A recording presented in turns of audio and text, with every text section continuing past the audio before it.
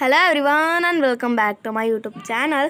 तो आज मैं आप सबके लिए लेके आई हूँ एक न्यू ड्रामा सीरीज जिसका नाम है जुनजीओलिंग। और यह हमारी एक प्रिंसेस होती है और वो अपना रिवेंज लेने आई होती है। बस यही ड्रामा होता है। ओके, तो ये ड्रामा के फर्स्ट एपिसोड में आप सबका बहुत बड़ा वाला वेलकम है। तो एपिसोड फर्स्ट स्टार्ट होता है, हमें सीन दिखाया जाता है और हमें दिखाया जाता है कि किसी की शादी हो रही होती है और ये प्रिंसेस की शादी होती है। और हमें बैकग्राउंड में बताया जाता है कि लेट एम्परर जीजोंग की डेथ होने के बाद उनके छोटे भाई चूरांग ने वहाँ पर मतलब अब वो राजा हैं।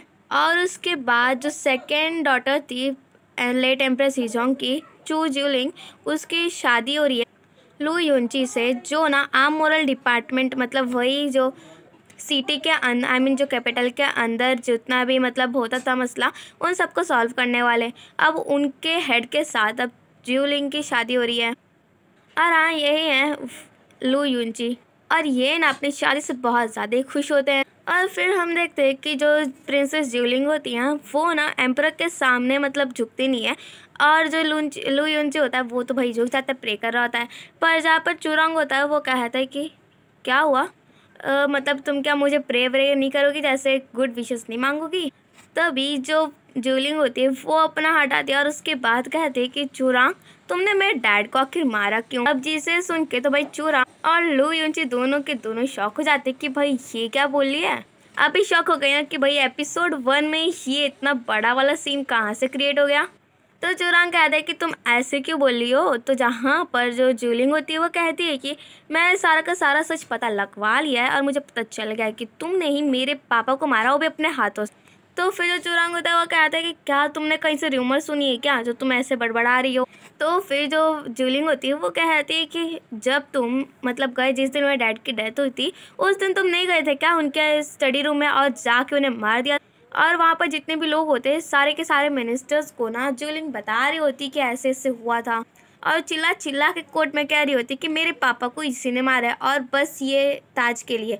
अब जिसे सुन के तो भाई जो चूरांग होता है वो तो भाई उससे एकदम कामली बात कर रहा होता है। पर जो ज्यूलिंग होती है वो उसके बेंच जो उसके सामने टेबल होता है उसी पे चढ़ती है और कहती है कि क्या तुमने ही मेरे डैड को मारा है। तो वो कहते हैं कि हाँ मैंने ही मारा है। पर इतनी इतना धीरे बोलता है कि वहाँ पर जितने मिनिस्टर होते हैं उन्हें सुनाई नहीं देता। तो ना वो मारने ही वाली होती है कि तभी कोई आके उसे पकड़ लेता है, जिसे देख के हमें पता चलता है कि ये तो और कोई नहीं लू युनची होता है। और फिर हम नेक्स्ट में देखते हैं चूरांग होता है। अब से ना मैं एम्परर ही बोलने वाली हूँ बिकॉज मुझे चूरांग से ज़्यादा सुटेबल एम्परर लगता है। तो जो एम्परर है वो कहता है अपने असिस्टेंट से कि बताओ तुम्हें क्या लगता है कि ये सब कैसे हुआ होगा और ये सारी सच्चाई आखिर ज्यूलिंग को कैसे पता चली होगी। तो फिर जो असिस्टेंट होता है वो कहता है कि ये सब ना मतलब एक लड़की से हुआ है, वो मेड है, वो ना लेट एम्परर की मेड थी और उसका नाम बिंगार है और उसने ये सारी की सारी बात बताई है। और हम देखते हैं कि यहाँ पर ना जो असिस्टेंट होता है लू युनची का, वो जिन शिवा है वो ना पूरा सुन रहा था छुप छुप के सारी बात।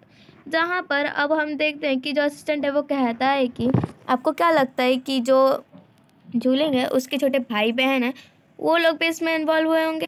तो फिर जो चूरांग जो एम्परर होता है वो कहता है कि तुम्हें पता है कि जो जूलिंग है उसकी बड़ी बहन जूली, तो वो ना एकदम बहुत ज़्यादा सिंपल माइंड है और मुझे लगता नहीं है कि वो मतलब मुझे मेरे सारी के सारी बात जानने के बाद कुछ रिएक्ट करेगी।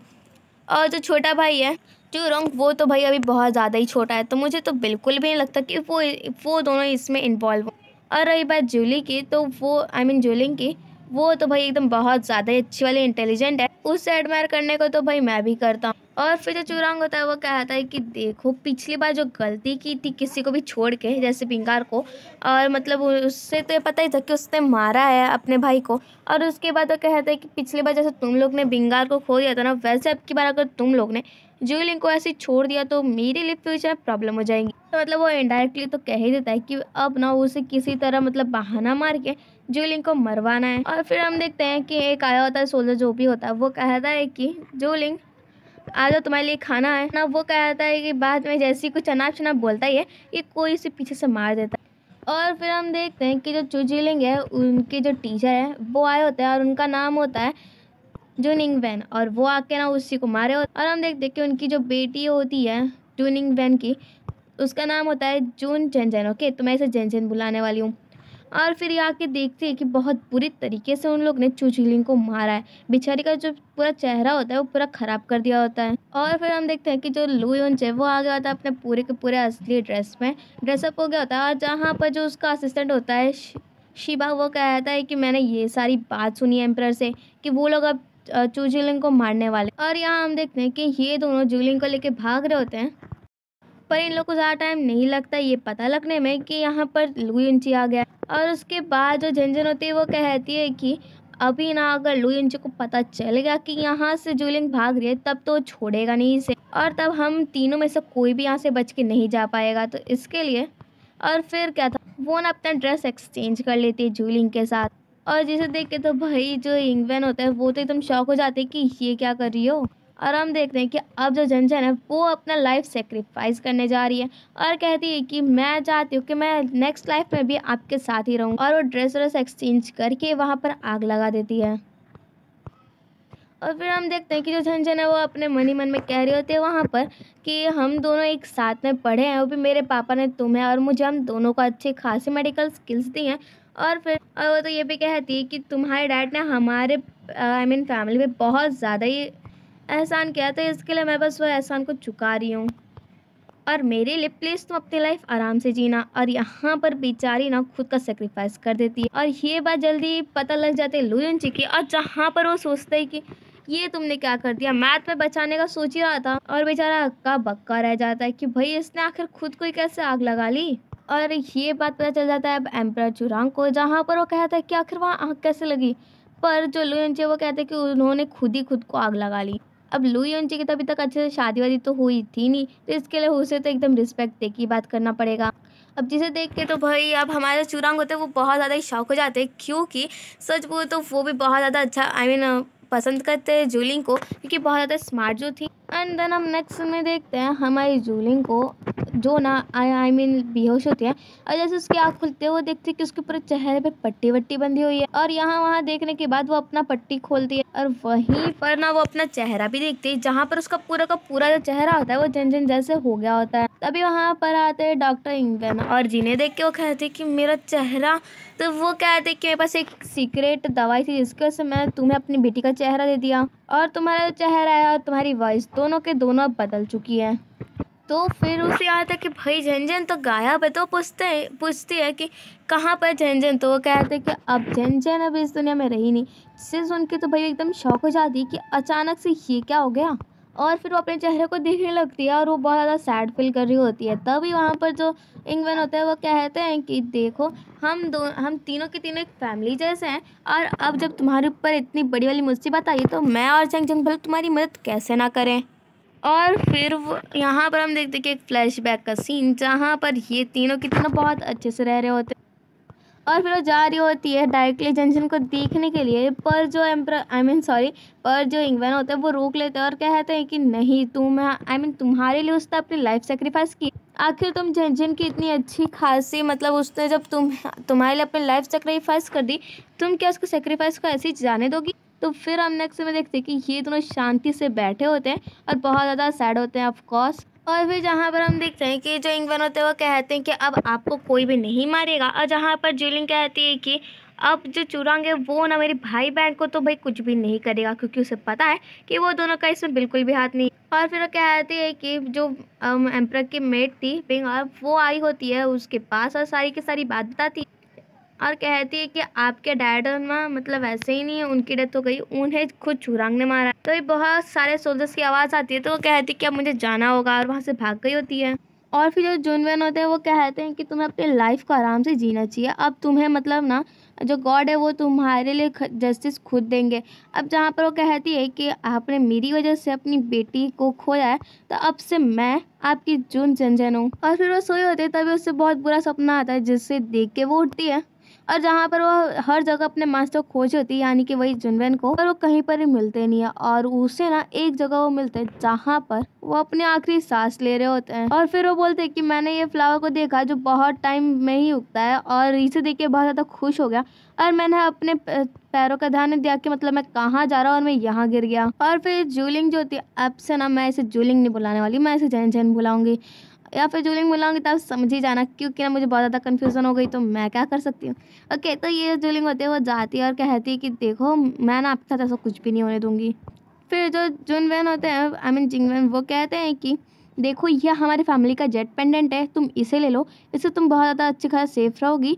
और ये याद रखना कि तुम अब से चू जूलिंग नहीं हो और तुम मेरी बेटी जुन झंझन हो। और बेचारे के लिए तो मातम वाला ही टाइम हो जाता है, जहाँ पर उसने पहले अपने डैड, फिर अपनी best friend as a sister और फिर अपने मास्टर को खो दिया। और फिर हम देखते हैं उसे जहाँ पर, और फिर हमें उनकी कुछ बातें पता चलती है जहाँ पर वो कहते हैं कि जो चूरांग था वो मतलब कुछ ज़्यादा ही सोने का घपला करा होता है।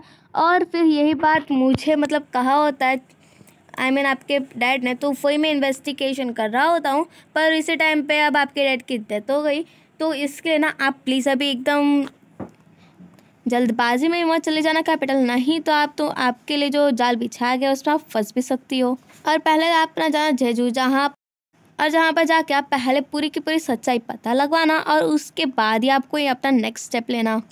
अंदर हम देखते हैं एक लड़की को जिससे बहुत सारे लोग वहाँ से मार कर निकाले।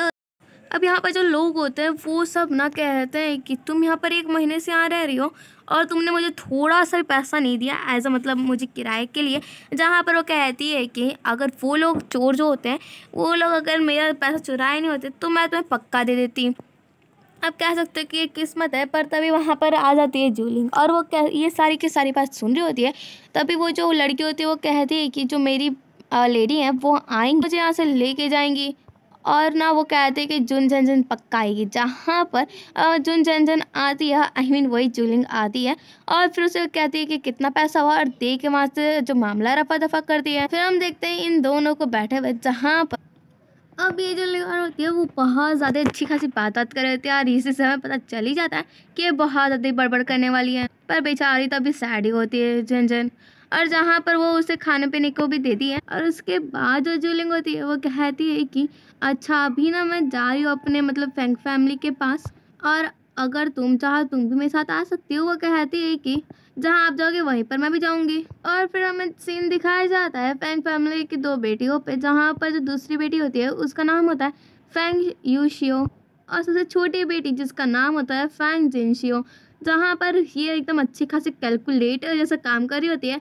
काश मैथ्स की एग्ज़ाम में मेरे साथ ये आई होती, तब तो मेरे को ना मैथ्स एग्ज़ाम में 50 आउट ऑफ 50 मिल जाते पक्का। तभी वहाँ पर एक मेड आती है और इन्फॉर्म करती है कि ना मतलब जो ग्रैंडमा है इनकी, मतलब जो फैंग फैमिली है उनकी जो हायर है वो कहती हैं कि मतलब उनके जो बहुत ज़्यादा पुराने रिश्तेदार आए तो जिसे देख के वो कहती है, जिंगशो कहती है कि मुझे नहीं लगता कि मैंने कभी सुना भी है कि मतलब उनकी कोई बेटी की बेटी भी है। अब जहाँ पर ये कहती है, आई मीन यूशी कहती है कि मैंने ये बात अपनी मम्मा से सुना है। और कुछ इंटरेस्टिंग सोच के जीशी वहाँ से चली जाती है। और हम देखते हैं कि फैंग फैमिली की जो हेड होती हैं नीका, वो होती है और वो कहते हैं कि क्या सच में तुम यूशन की बेटी हो, यानी कि जूजन की रियल बायोलॉजिकल मदर। और फिर ना यहाँ पर जो ग्रैंडमा होती है वो पूरी की पूरी इन्वेस्टिगेशन करना शुरू कर देती हैं और वो कहते हैं कि तुम्हें पता है ना कि तुम्हारी मॉम के टाइम पहले यहाँ से गई थी और अभी तक वो आई नहीं, और बाद में मुझे पता चला कि तुम्हारी मॉम की डेथ हो गई। मुझे ये सब रूमर्स लग रही हैं, ज़रा बताओ तो क्या क्या हुआ था। तो जहाँ पर चंचन कहती है कि वो क्या है कि उस टाइम मैं बहुत छोटी और मेरी मम्मी को उस टाइम पे बहुत कोल्ड हो गया था और जिसकी वजह से वहाँ पर उन्हें टाइम पे इलाज नहीं हो पाया और उनकी डेथ हो गई। तो फिर जो जिनशो होती है उसे तो बिल्कुल भी भरोसा ही नहीं हो रहा था कि ये सच बोली है, और कहते क्या पता ये कोई झूठी है। तो फिर ना वही जेट पेंडेंट देती है हमारी जंजन। अब भाई जिसे देख के तो अब जो ग्रैंड माँ देखती रह जाती हैं और यहाँ पर हमें पता चलता है कि जो मास्टर फैंग थे, तो फिर जो मास्टर फैंग है उनकी जो फर्स्ट वाइफ नीली है वो जाती है देखने के लिए। तो फिर उसके बाद जो फर्स्ट वाइफ होती है वो कहती है कि मुझे माफ़ करना, मैं ऐसा नहीं बोली कि मतलब तुम नहीं हो, बट क्या तुम्हारे पास कोई और भी ऐसा कोई प्रूफ है जिससे ये पता चल जाए हम लोग को कि तुम पक्का मतलब जून फैमिली की वारिस हो। तो वहाँ पर वो कहती है कि नहीं, ऐसा तुम्हारे पास अभी कुछ भी नहीं है। और फिर क्या था उसके बाद जिनशो कहती है कि ये देखो एक और आ गई हमारे फैंग फैमिली का पूरा का पूरा पैसा हड़पने के लिए। पर जो इंशु होती है वो उसे चुप करा देती है और कहती है कि आपको थोड़ा देखना चाहिए, नहीं तो क्या पता ये सच में हो यार, हम लोग ने इसे फोकट में इंसल्ट कर दिया तो क्या होगा। और फिर जो मास्टर फैंग है उनकी कॉन्क्यूबाइन नीज से वो कहती है कि ऐसा क्यों नहीं कि हम लोग इसे थोड़ा टाइम अपने पास ही रखें, और जो हम लोग को वहाँ पर भेजते रूनान में जहाँ पर जो डॉक्टर थे यिंग बेन वो वहाँ पर जहाँ रहा करते हैं, तो हम लोग इन दोनों के बारे में पूरा इंक्वायरी करेंगे तो हमें पता चल ही जाएगा कि सच में हमारी जिन है भी कि नहीं। तो फिर ग्रैंड माँ भी मान जाती है कि ठीक है पर अभी के लिए बस। और फिर वो कहती हैं कि जिनशियो कि इसके लिए वो कमरा साफ़ करो और सबको भिजवा देती है और कहती है कि मुझे इससे अकेले में बात करनी है। और यहाँ पर हम देखते हैं कि अकेले में ना वो एक ब्रेसलेट के बारे में पूछती हैं। तो फिर जो हमारी जूलिंग है वो कहती है कि वो क्या है कि जब मेरी मॉम की डेथ हुई तब मेरे डैड बहुत ज़्यादा सदमे में थे और उन्होंने वो ब्रेसलेट को वहीं पर दफन कर दिया। तो फिर वो कहती है ग्रैंड माँ कि अच्छा बताओ क्या तुम्हें याद है कि वो कौन सा कलर था। तो फिर वो थोड़ा सोचते और कहती कि नॉर्मल ब्रेसलेट के लिए तो भाई कोई भी ऐसा कुछ क्वेश्चन पूछेगा नहीं, तो कहती कि वो थोड़ा ग्रीन टाइप का कलर था। और फिर जब वो जा रही होती है अपने रूम में वो सोच रही होती है कि ना ये तो भाई बहुत ही मतलब बस यहाँ पर रुकने का एक छोटा सा बहाना था, अभी बहुत ज़्यादा ही मुश्किल आने वाली है और मेरे को बस ऐसा कोई चांस खोजना है जिसकी वजह से मैं यहाँ पर जून फैमिली में फैंग फैमिली में अपनी जगह बना पाऊँ। और वो ये भी कहते हैं जिनजन इससे कि प्लीज़ तो मुझे ब्लेस करना कि हाँ मैं यहाँ पर आराम से रह पाऊँ। और फिर ना जो जिनशी होती है वो बहुत ज़्यादा रूडली बात करती है, तो वो कहती है जिनशी कि प्लीज़ इसे माफ़ कर दो, ये ना मतलब इसका कैरेक्टर ही ऐसा है। तो जहाँ पर वो कहती है कि आप ऐसी कैसे मतलब किसी को भी जन बना सकती हो, अभी तक हम लोग की इसकी आइडेंटिटी कंफर्म थोड़ी हुई है। तो फिर जो लीवर है ना वो तो भाई एकदम इसी पे गुस्सा करने लगती है और इन लोग में अच्छी खासी झगड़ा शुरू होने वाला होता है कि जिनशी को इंची पकड़ लेती है और लीवर को जूलिंग। और फिर बाद में लीवर कहती है कि सॉरी मैं आपसे ऐसा नहीं करूँगी, और जहाँ पर जूलिंग उसे कहती है प्यार से कि देखो हम लोग अभी नए नए आए हैं और हम लोग इतना यहाँ पर बखेड़ा थोड़ी खड़ा कर सकते हैं। और फिर जो जूलिंग है वो कहती है कि देखो बहुत सारे जो लोग होते हैं वो कुछ ज़्यादा ही बहुत बुरा कह देते हैं, पर ये इसका मतलब नहीं है कि उनका बैड इंटेंशन है, और बहुत ज़्यादा लोग तो अच्छी खासी बात कहते हैं पर ये भी हम लोग नहीं कह सकते कि उनका सही इंटेंशन है। बस बात ये होती है कि ये बात को लीवर नहीं समझ पाती। और फिर जो लीवर है वो एक कार्ड देती है और कहते हैं कि ये ना मास्टर ने मुझे कहा था आपको देने के लिए। और तभी वहाँ पर हमें पता चलता है कि ये ना मैरिज कॉन्ट्रैक्ट है मिस्टर निंग के साथ और जन की। तो फिर जो वो कहती है लिया कि सच बोलो तो जो मिस्टर लिंग है ना मास्टर लिंग वो ना बहुत ज़्यादा लड़कियों के सपने में मतलब बहुत ज़्यादा लड़कियों से शादी करना चाहती है पर करती नहीं है। अब भाई ऐसा उन लोग के पास चांस ही कहाँ है। बहुत अच्छी बात है कि आपके पास इतना अच्छा चांस आया है। अब जहाँ पर ये कहती हैं कि अपने मन में कहती है जूलिंग जन कि ना काश तुम होती जन तो तुम्हारे लिए ये शादी बहुत ज़्यादा ही खुश होती तुम। और फिर जो यंशी है वो देती है मतलब ना जो देती है मतलब खाने के लिए ग्रैंड माँ को। अब जिसे देख के जो जूलिंग है वो कहती है कि आपको लेस मतलब थोड़ा कम ऑयली फूड खाना चाहिए क्योंकि मैंने देखा कि आज आप कफ कर रही थी तो इसके लिए। तो कहती है जिनशु कि क्या तुम ये जानबूझ के कर रही हो, तो जिसे सुन के तो यार कहती है क्या ये जून फैमिली ना कितने टाइम से बहुत अच्छे खासे डॉक्टर बने। और फिर जो ग्रैंड माँ होती हैं कि वो कहते हैं कि क्या तुम्हारे डैड ने ये मेडिकल स्किल्स तुम पे पास की है। वो कहती है कि हाँ। तो कहती है कि बहुत अच्छी बात है कि तुम्हारे डैड ने तुम्हें एक स्किल पास की है, बट आइंदा से तुम इससे नहीं सीखोगे ज़्यादा बेहतर होगा और तुम अपनी बहन के साथ सीखो कि मतलब कैसे ये बिज़नेस को संभाला जाता है। तो जहाँ पर वो लीवर कहती है कि इन्हें जो अच्छा लगेगा वो करेंगी, आपको इससे क्या लेना देना है। और ऐसा तो आप बिल्कुल ही मत कहना कि आपके फैमिली में यंग मास्टर नहीं है, बिकॉज मुझे पता है कि आपकी फैमिली में एक यंग मास्टर तो है ही। तो जिसे सुन के तो कहते हैं जिनशु कि तुम्हें ऐसा लगा कि अभी तुम आउटसाइडर हो और तुम हमारे फैमिली बिजनेस से भला कैसे एंट्री ले सकती हो। अब भाई जिसे सुन के तो अब हमारी बस जूलिंग ना लीवर को शांति करवाती है, पर जहाँ पर जो होती हैं जिनशी वो कहती है कि तुम आउटसाइडर हो और तुम्हारे पास अभी भी इतनी कैपेबिलिटी नहीं है कि तुम हमारे फैमिली बिजनेस में एंट्री लो। और वो कहती है कि देखो अभी तक हमारे जितने भी लोगों को हमने भेजा था कंफर्म करने के लिए आइडेंटिटी, वो लोग भी अभी तक नहीं आए। तो ये बात बताने के लिए कंफर्म ही है कि ये जून टेंशन है ही नहीं। अब जहाँ पर जो हमारे लीवर है वो एक बात बक देती है वही मैरिज के बारे में, और वो कहती कि आप दिखा दो मैरिज कॉन्ट्रैक्ट और इन लोग का मुंह बंद करवा दो। मतलब ऐसे बात बोलिए कि जैसे इससे से तो पूरा का पूरा युद्ध ही शांत हो जाए, पर इसके तो युद्ध और बढ़ जाता है भाई। तो उसे शांत करवाती हैं और फिर ग्रैंड माँ कहते हैं कि अच्छा कौन सा मैरिज कॉन्ट्रैक्ट। तो जिनशु कहते हैं कि क्या हुआ, तुम ही फेक हो और तुम्हारा जो मैरिज कॉन्ट्रैक्ट है वो भी फेक है।